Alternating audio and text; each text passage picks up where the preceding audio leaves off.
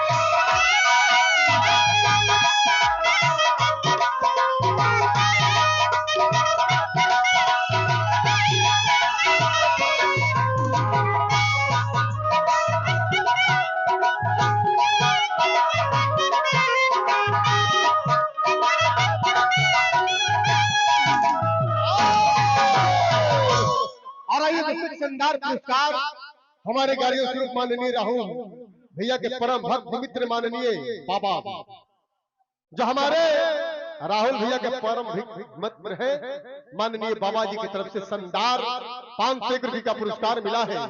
उन्हें हमारे कंपनी की तरफ से लाख लाख शुक्रिया है। और भैया का कहना है कि उजड़े हुए बाग से फल मांग रही हो और सूखे हुए तालाब से जल मांग रही हो। जो शख्स तुम्हें दे नहीं सकता कि मिट्टी का खिलौना, वही शख्स तुम अगर का ताजमहल मान रही हो। प्यार वार के चाकर में मरे नहीं जाए, हर चल के सारी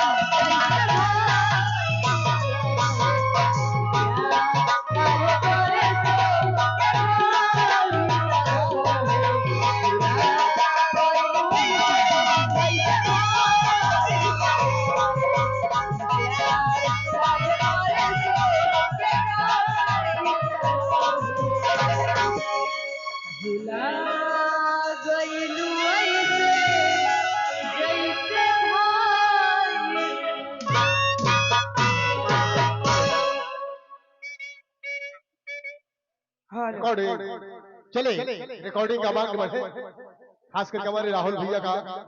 तो चले रिकॉर्डिंग चालू रखा, तो आप लोग रिकॉर्डिंग करें, इसके बाद उन लोगों को बुलाया जाए। चले स्टार्ट कीजिए, स्टार्ट कीजिए रिकॉर्डिंग। ऑपरेटर महोदय मनोज भैया स्टार्ट कर दीजिए, रिकॉर्डिंग का मांग बढ़े।